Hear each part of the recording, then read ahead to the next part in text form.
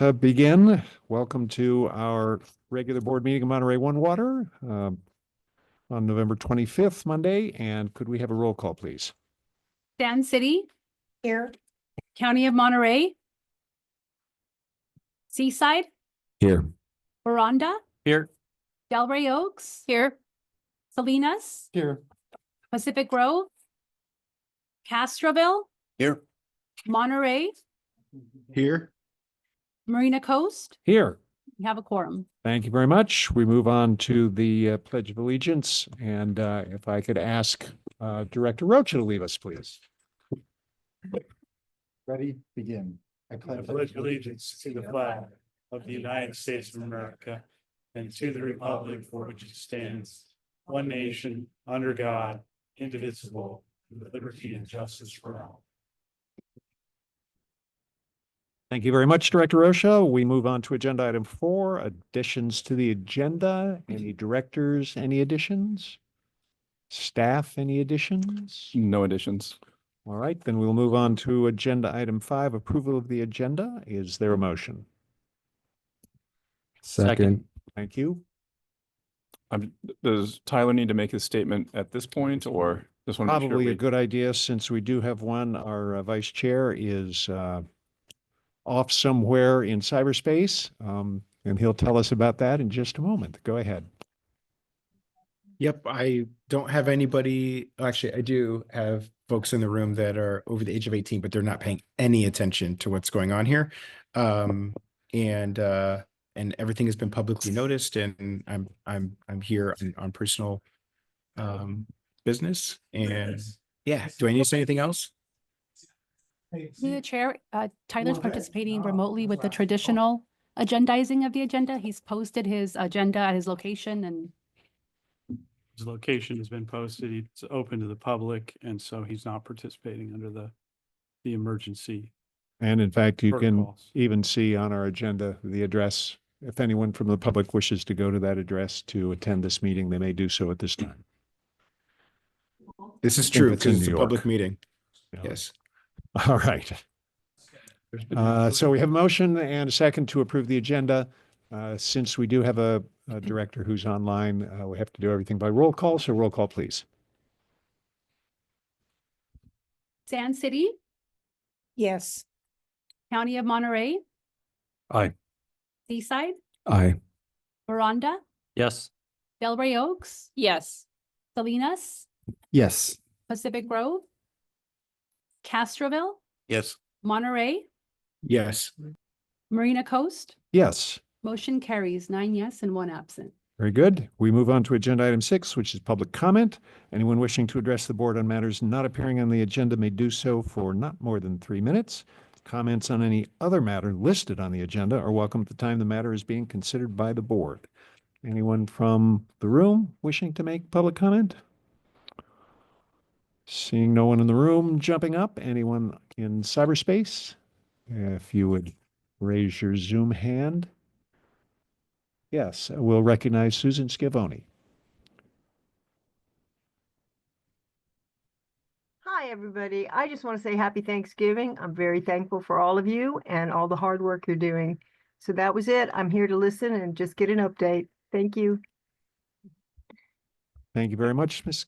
Scavone. We appreciate your constant monitoring of our meetings. We move on to the consent agenda then, since there's no other public comment. Any directors wish to pull anything from consent? Any member of the public wishing to pull anything from consent? All right, seeing none, I'll entertain a motion. Move to moved. approve. Second. Second, thank you very much. We have a motion and a second. Comment from the public?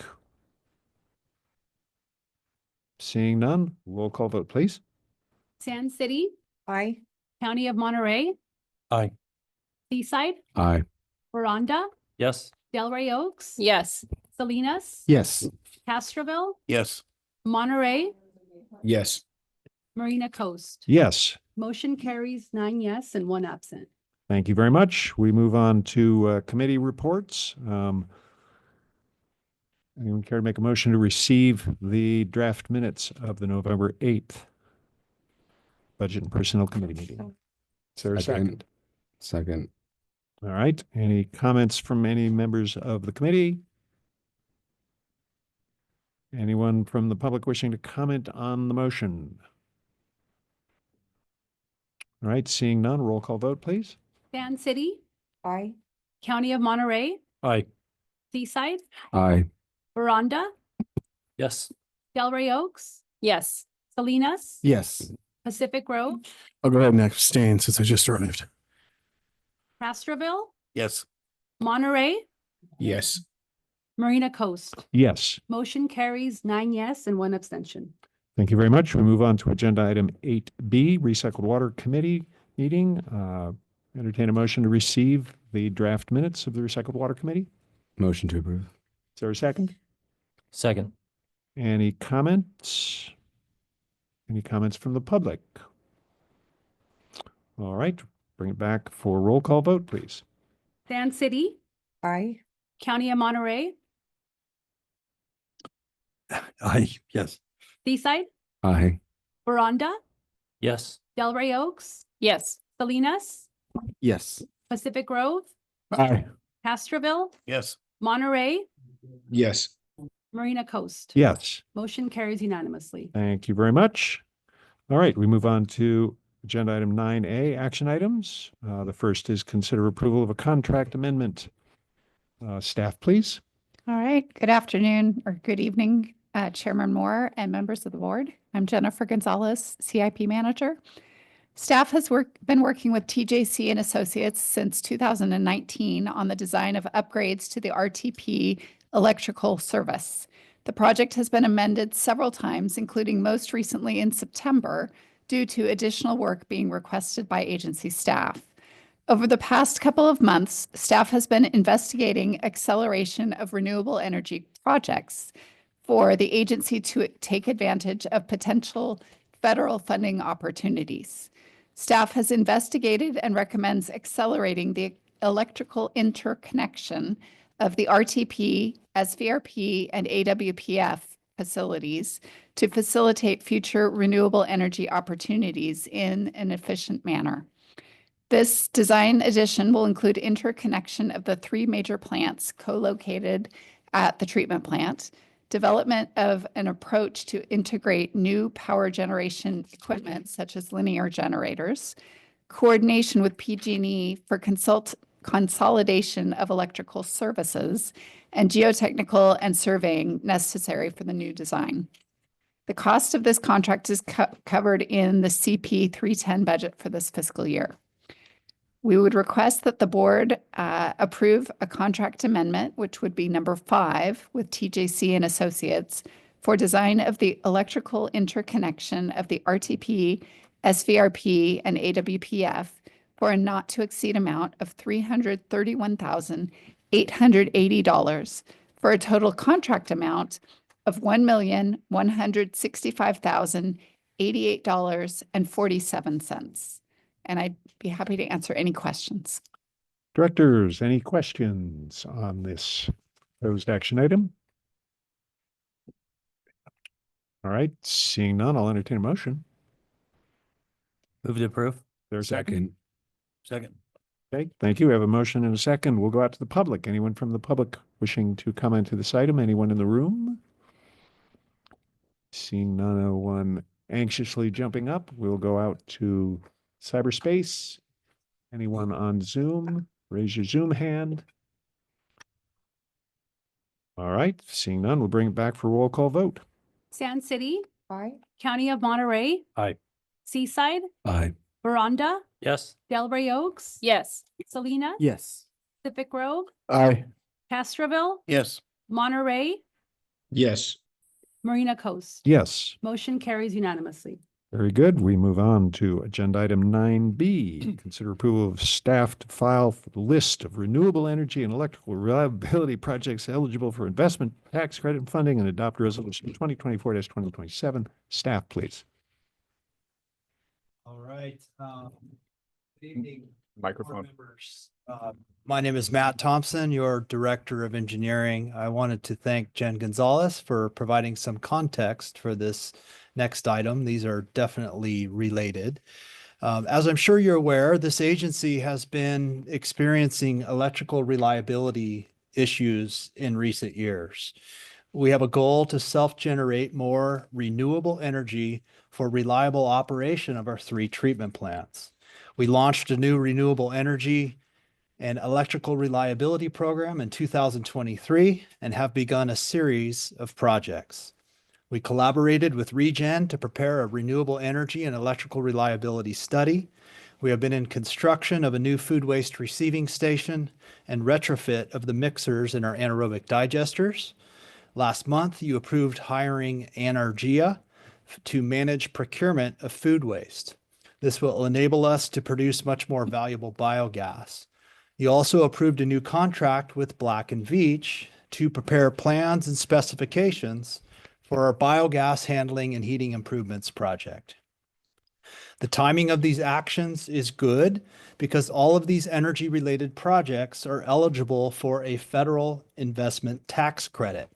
The ITC, as we call it, it comes in the form of a direct payments from the Internal Revenue Service after the project is completed. The ITC amount ranges from 6% to 40% of the total project costs, with 30% being typical. This is a major incentive for us to complete all our planned renewable energy and electrical reliability projects as soon as possible. Can you display that first slide, please? One of the requirements for ITC funding is to start construction and incur at least 5% of the project costs before the end of 2024. Our agency has met this requirement by starting construction of the food waste receiving station and digester mixers project and incurring more than $8 million of costs by the end of 2024. This creates a so-called safe harbor for ITC funding for all related projects completed after 2024. Now it is important to clearly identify and document all the renewable energy and electrical reliability projects that are planned or in progress for which we intend to pursue ITC funding. Here is a complete list of the projects, including estimated total project costs and the anticipated completion date. All of these projects are directly related to the food waste receiving station and digester mixers project that is currently under construction. After completion of each project, we will apply to the IRS for payment of the appropriate investment tax credit amount. I am asking the board this evening to simply receive and file this list of eligible projects. The second purpose of this item is to request the board's approval for the general manager to pre-purchase some of the key equipment needed to expand renewable energy production and improve electrical reliability prior to the end of this year. This will help ensure our agency receives ITC funding for the equipment purchase, and it demonstrates to the IRS our commitment to completing all the improvements that are eligible for ITC funding. Next slide, please.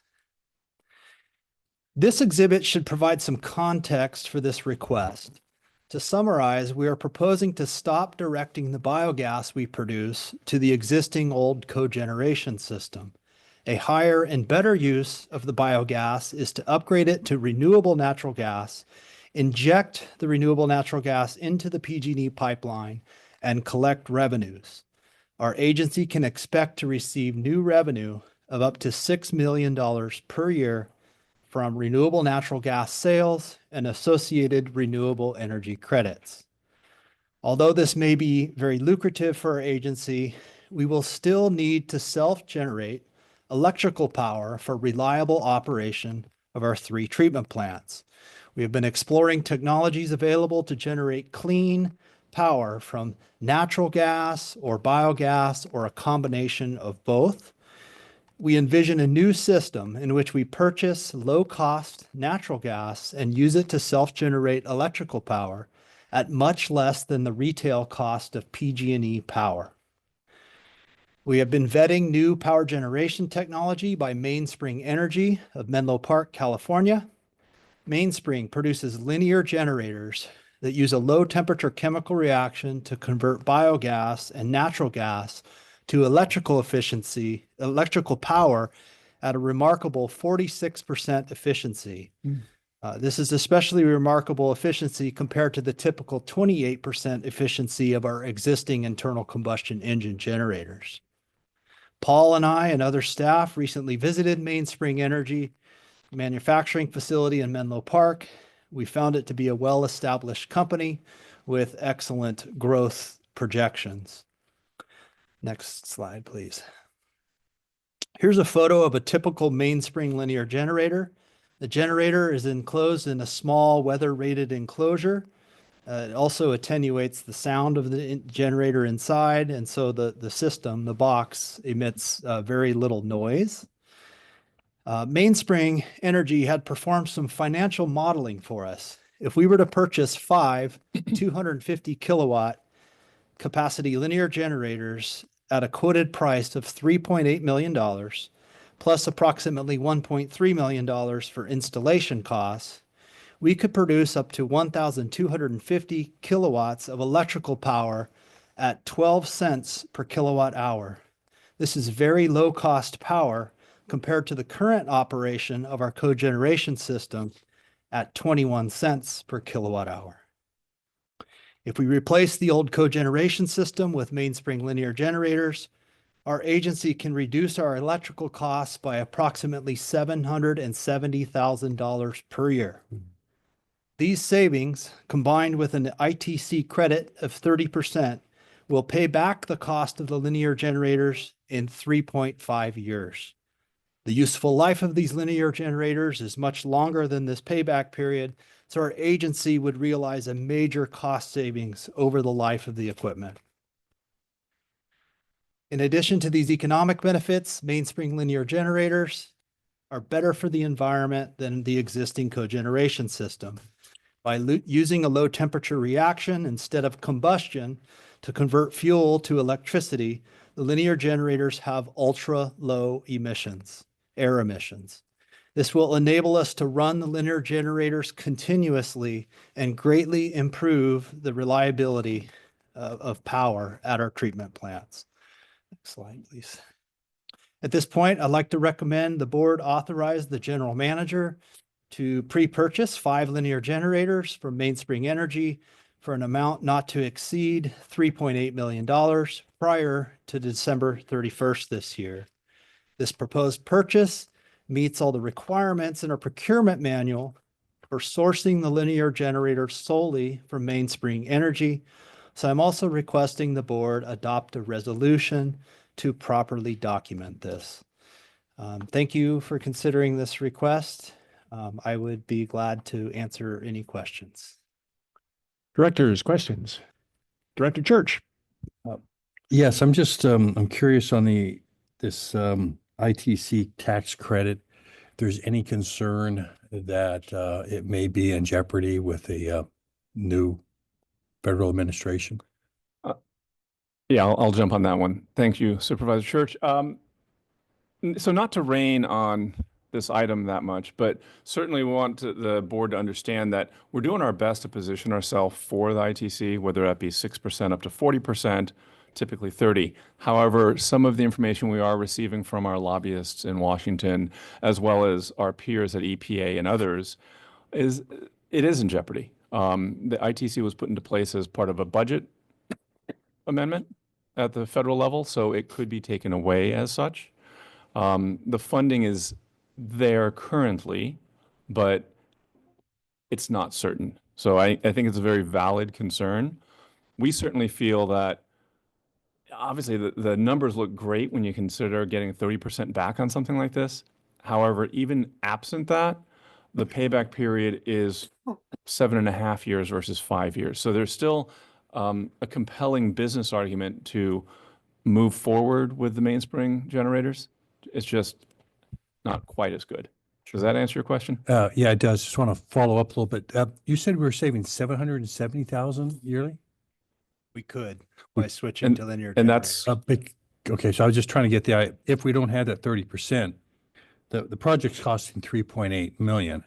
So that would seem like 5.5 years more than 7.5.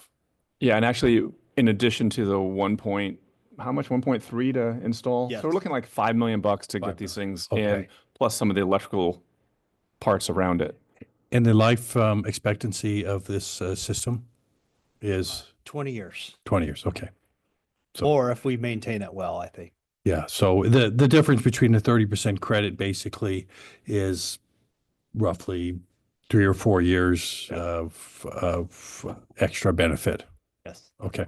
And we will still go down that path, not only for the mainspring part, but also what we've done with Energia and so on. And hopefully this whole program as we move through it in the next 3 years. Okay. Thank you.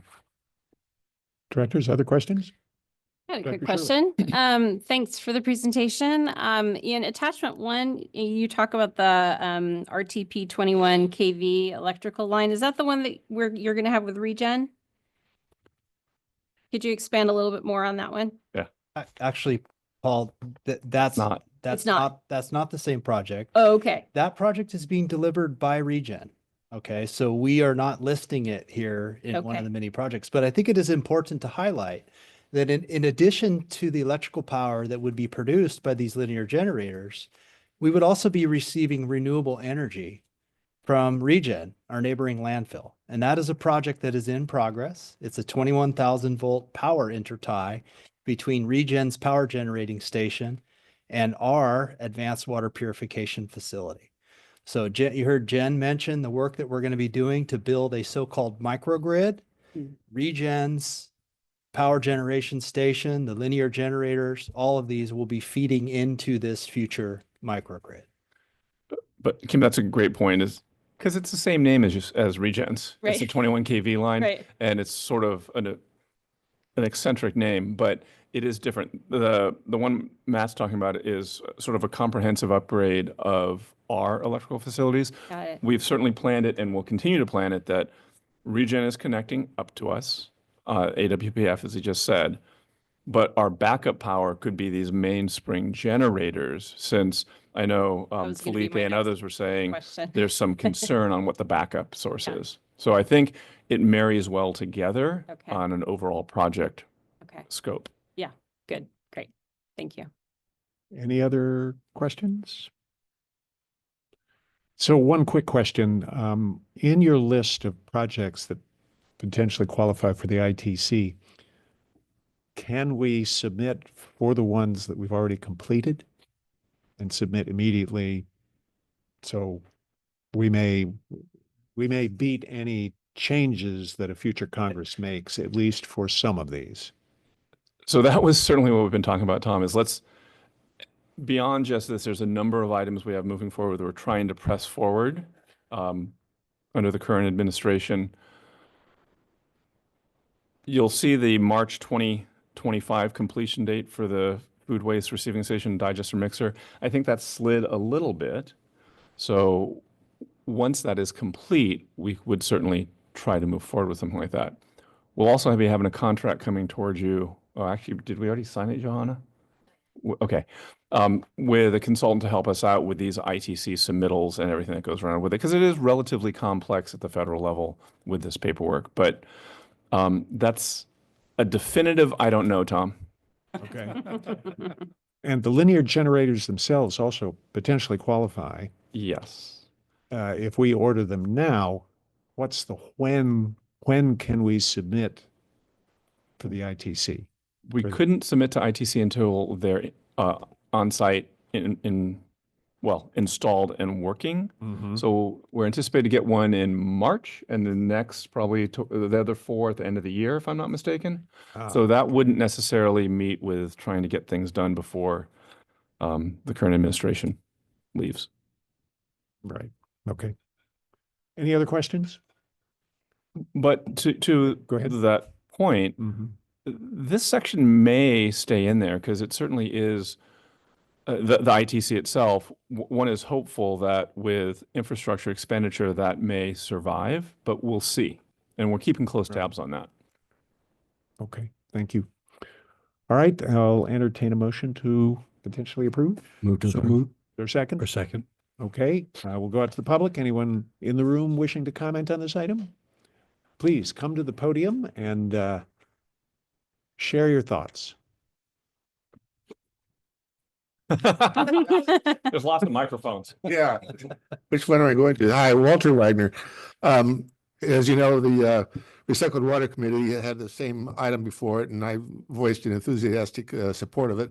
But not to be left out in the, maybe I made a mistake or something. I also went to Menlo Park and checked out their facility. And yes, it's a very viable company. They're very rapidly expanding. I met with some of the staff there, all very energetic and enthused. And so my recommendation is still very strongly the same, that this is an excellent way to save money for the Monterey One. Excellent. Thank you very much, Mr. Wagner. Anyone else in the room? All right, we'll go out to cyberspace and Zoom. Anyone from Zoom wishing to comment? All right, seeing none, bring it back for a roll call vote, please. Sand City, Aye. County of Monterey, Aye. Seaside, Aye. Veranda, Yes. Delray Oaks, Yes. Salinas, Yes. Pick Grove, Aye. Castroville, Yes. Monterey, Yes. Marina Coast. Yes, Motion carries unanimously. very good. Thank you very much. We move on to agenda item 10, informational items. 10A is Pure Water Monterey update. Thank you, Chair Moore, board members. As Chai gets our first slide up on expansion, I want to mention that the existing water making facilities are at 16,424 acre feet since startup. And for the first 4 months of the water accounting year, that's per the WPA, they're at 90% of last year's number. But of course, it's the rainy months that really dictate how much gets recharged each year. Expansion. Again, we've got two projects. We've got the AWPF expansion. We've got the injection well field expansion, a $17 million project, a $24 million project. They're both about half done right now. We're happy with the contractor performance. We're getting reimbursed in a timely fashion. And right now, the schedule showed that AWPF will start up components of that treatment plant expansion in early summer 2025. The injection well field will have first water into our wells early fall of 2025. Now, one important schedule development since we last spoke is that the permitting has lagged a little bit. So right now it looks like our final permits, we have to go through the Division of Drinking Water and the Regional Water Quality Control Board kind of in sequence. They're going to come together in October. So last time we spoke, I said it's all about construction. Now we're watching permitting just as closely because it's slipped a little bit. But we're optimistic that they'll come together in October and will be done before the end of 2025. Okay, maybe next slide. So again, our $50 million peak of treatment capabilities, the envy of 12 water agencies here on the West Coast, in continuous operation for 4.5 years. Next slide, please. This is my favorite slide of the entire slide rack. Some of you may remember from the different schedule issues that we had in the last phase. We've now got our electrical equipment for the AWPF project. This is most of it. We still need our electrical equipment for the injection well field, but this is a good harbinger for schedule compliance. Next slide. Okay, so still this is the AWPF. You can see the three main pumps in the plant. The source water pumps, which grabs the water before it goes to the outfall. An internal plant waste pump, and then a product water pump. These have now been dropped into their slots. The product water pump station sends the water all the way to the injection well field. Next slide, please. This slide just illustrates that for every piece of equipment, in this case, just a chemical tank, we have to integrate the controls, the monitoring of that piece of equipment with everything that's out there now. So this is not an insignificant part of the construction process. This will be happening in kind of the late winter part of 2025. Next slide. All right, let's shift to the injection well field. And for some of you who maybe haven't seen this particular graphic, again, we've got a lot of existing pipelines shown in blue. So again, this is the product water coming from the plant to the injection well field. What this project has already completed is a connecting pipe between the existing well field in the west and our 2 new wells in the east. Okay, that was the pipe that we tunneled through that hill. Okay, we've completed DIW5. I'll touch on that a little bit more. DIW6, so those are 2 new deep injection wells. Those are looking very good. But what I want to highlight is we're about to start on December 2nd. In fact, we're going to start building the pipeline that closes the water conveyance loop. That's from the eastern well field up to the existing recycled water reservoir. We've got a collection of easements along the way. We've got some City of Seaside. Thank you very much. We have some county easements. Thank you very much. All the way up to where we connect into Marina Coast Water District existing pipeline. We think we'll be there by mid-January. So that'll be a really high profile piece of construction. Next slide. And this is our pipeline. It's been stockpiled 10,000 linear feet, a pipe that will then go up the hill. Next slide. This is the DIW5 well, which has been fully tested. We think it may be the best well of all the wells we've got going right now. In fact, it's at least 1,100 GPM. We have some wells that are 800, 900, 1,000. This looks like the best well. DIW6 looks like it may be just as thirsty a well, so we're very excited about that. Next slide. This is the casing pipe, which has actually been installed since this photograph has been taken. So this is the pipe that goes 1,000 feet below grade for both of our new wells. Next slide.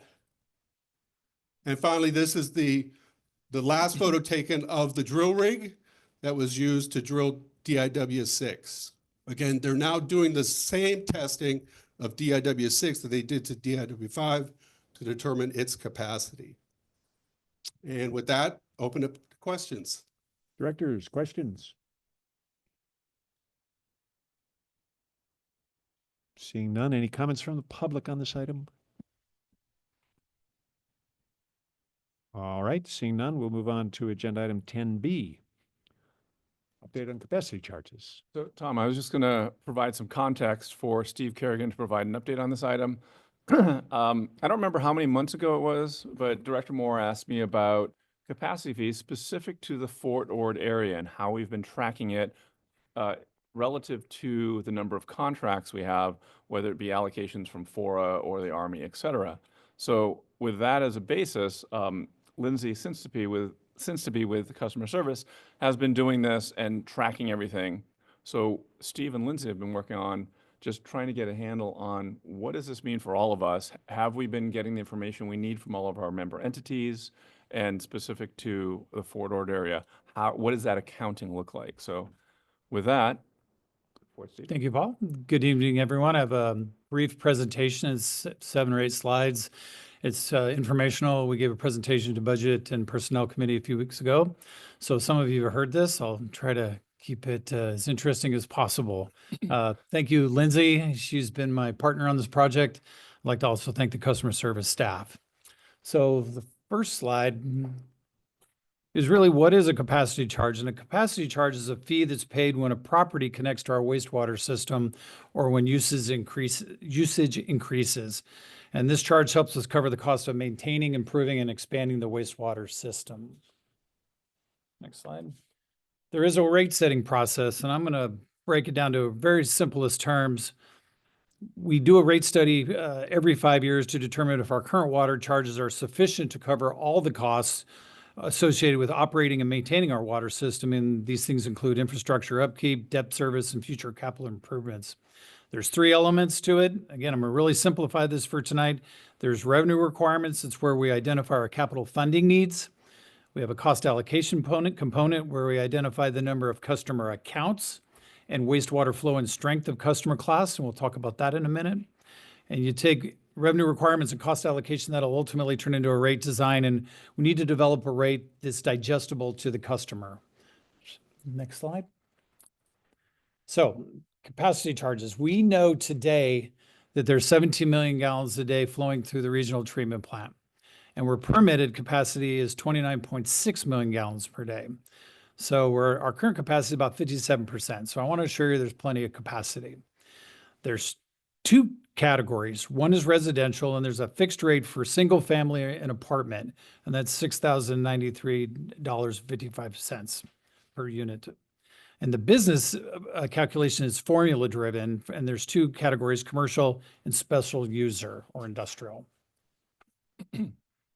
For commercial, it's strictly a formula, and we update these formulas every year. Finance department works on it. Straight formula. I chose a veterinary clinic as my type of business, and that'll be on the next slide. But in short, you have type of business, you have wastewater flow or gallons per day, so how much is coming out of that building, and then wastewater strength. Restaurant serving 2 meals a day might be different than a dry cleaner, which might be different than a veterinarian clinic.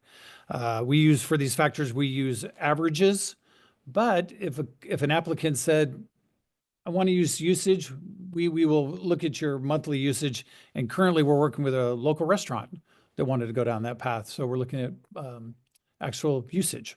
So next slide.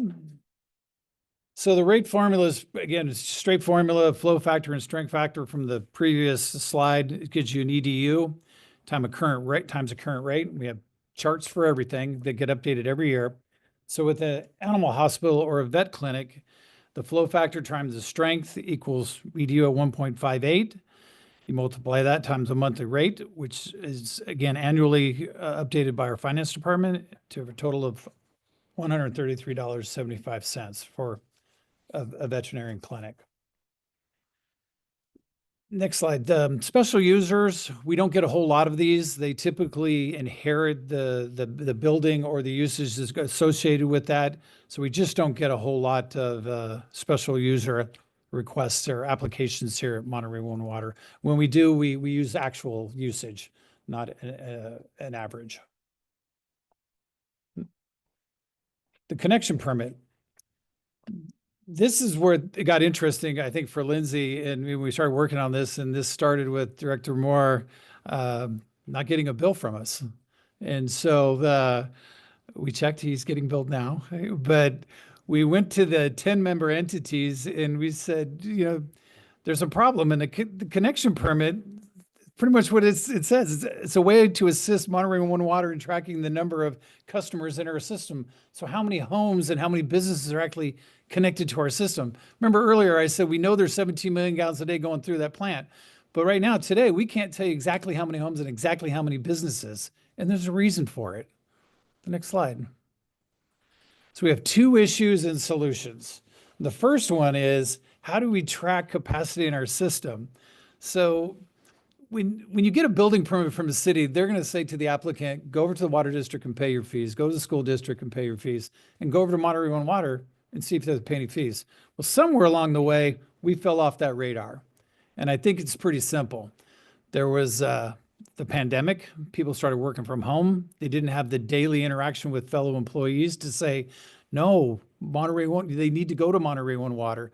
I actually heard this at one of our stops along the way. One of the cities said, there was a planning technician said, no, I know for a fact that you don't have to pay a fee to Monterey One Water.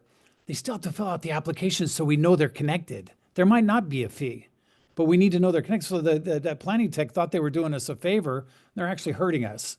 So Lindsay and I went out. We have 10-member entities. We've met with 9. We're going to get one after the holiday here, and we'll have all 10. But everybody's been fantastic. They're putting us back on the list. So then when the applicant comes in, we're on the list, check the box, they'll come see us. Our process is very swift, 10 minutes or less. Sometimes it's even quicker than that. We can do it through email. So then we're not going to cause a lot of pain to the applicant on a go-forward basis. But there is another issue. And the other issue is, what do we do about all the people that have been hooked up to our system that we don't know about? So we went to the member entities and we said, we want to go back 3 years. Can you give us all of your building permits? We'll compare them against what we have in our system, and there's going to be a delta there. And then we'll do a field inspection. We'll go out there and check. And we told the member entities, just send us your building permits. We will do all the heavy lifting. And to their credit, they have been doing that. So since our last meeting at Budget and Personnel, they've been great. Got one more stop, but I expect them to jump on board. It's That entity is one of the smaller ones, and really it's about ADUs with them. Not a lot of industrial or not a lot of commercial business. So that's where we're at. This all started with a simple question: how come I'm not getting billed? And it morphed into we need to meet with all the member entities and staff. I can't thank them enough. I really thought I said this at the budget and personnel. I thought I was going to come to each of you and say I need you to lean on your general managers and your city managers. Don't have to do it. They've all been great. So it's going to take a few months for us to sift through all these building permits and get a plan together and get out into the field to field inspect. But we'll be running updates to you through the general managers so you can see what we're doing. But it's a worthwhile project, and hopefully at the end we'll know exactly who's hooked up and where. So that's it. Any questions? Thank you very much. Questions from directors? I have a question. Director Rocha. Yes. Director Rocha. Good to see you, Steve. My question is, will there be a way for us to almost conduct a self-audit to make sure that this is still something that's going to be top of mind for our partner agencies moving forward? This is something we're going to have to do, no question, because again, this was kind of brought to our attention because one of the directors wasn't getting a bill from us. So yes, I think there's going to have to be an almost an annual audit. Once we get it up and running and we feel really comfortable about, we've checked everyone off, but then it's regular annual maintenance. Yes, to answer your question. Wonderful. And thank you for all of your hard work. Sure, no, absolutely. All right, no other questions from directors? Any questions or comments from the public? Very No one in good. the room? Anyone in Zoom? All right, if not, thank you very much. We'll go to staff reports, agenda item 11. A couple quick things, thank you. Number one, I'd like to introduce Lawrence Chu. I think some of you have met him at committee meetings. Lawrence is our Director of Finance. He came to us on November 7th, right? That's when you started. Comes to us from the city of Emeryville. He has a plethora of municipal experience, city of Emeryville, city of Daly City, water replenishment district in Southern California. So it's just great to have him on board and starting to bolster our finance department. So welcome to Lawrence. Also on the 7th, I had the opportunity to participate in an invite-only workshop on potable reuse down at Orange County Water District, just talking about, frankly, what we're doing, but also that next step, which of direct potable reuse and the implementation of regulations that have been put out by the state. There was about 50 people in the meeting and went through a number of issues and challenges that we're all facing, and they wanted some people that had boots on the ground experience in the permitting, planning, construction, and so on. That was an excellent opportunity. Last week, I was able to attend a water reuse conference, but to me, one of the highlights was the keynote speaker was Bruno Piggott, who is the Assistant Administrator for Water at EPA. So sort of like the head water person in EPA. And I had a chance to talk to him for about an hour. I'd set up a meeting specific to a number of the things that we were talking about here of how can we get some funding for our projects and doing an amendment to our existing WIFIA loan. So more information on that coming, but it was a really fruitful meeting in terms of conveying what we're doing, what we're trying to do with renewable energy in relation to recycled water, and to the point where in his keynote address the next day, he brought up Monterey One Water and our project twice, which I thought was great because it did resonate with him so much. That's all I had. I don't know if anyone else had. I just have one. Those of you that have been out to RTP, right before you go into the gate, there's a day we just surpassed the safety. The previous, we had 344 days without a safety incident that people lost time at work. And so 2 weeks ago, we surpassed that 344. And when Lyra says when we get to a year, we'll have a little celebration. So thank the staff and everybody staying safe. And SVRP is slowing down with the rains, and then we've already taken SRDF offline. So everything's going well. And being that you are all technically employees, please walk out of here carefully tonight and don't hurt yourself. Don't lose any time. Yeah. Anything? I think that's it. All right, thank you very much. We move on to agenda item 12, board member comments. Any comments or reports? I have Director Rocha. Yes, I just want to say thank you to all of our staff and to our fellow colleagues in the board. This will be my last board meeting as I was not reelected to the city council, so I will not be joining in the coming year. And I just want to take a moment to express my gratitude to everyone who's a part of this agency. I joined this board this year through a very interesting appointment process. But really, the point of me joining this board was in an effort to increase collaboration between the peninsula and the Salinas Valley on issues of water, which is a huge issue. And I believed then, as I believe now, that it is so critical for Salinas to play an active role in finding regional water solutions and working with our partner agencies. And so during my short tenure here, I really felt like we made a lot of inroads towards building that trust, that collaboration, finding common ground, and moving the needle forward on key issues. And I hope that even as I am no longer on this board, that continues. And I know it will, as I know each and every one of you are committed public servants. There are so many issues of areas where, yes, we at times may disagree, but there's far more where we will find common ground. And so I look forward to seeing the amazing work that Monterey and Water will continue to do. And thank you for all of the support that you showed me during my tenure on this board. It was a true honor to serve with all of you. Thank you. Thank you, Director Rocha. Any other directors? Yes. Director? Thank you. I do want to thank staff and everyone here. It's been lovely to be here for the few months that I've been here. I'm not sure if I'll be reappointed to this committee, this board next year, but we'll see. Anyways, I just wanted to say thank you for being welcoming and educating me. And this is all such fascinating things that you're doing. And you really make this area proud. I'm so proud to be on this board, and I love what we're doing. So thank you very much for everything. Appreciate it. Any other comments?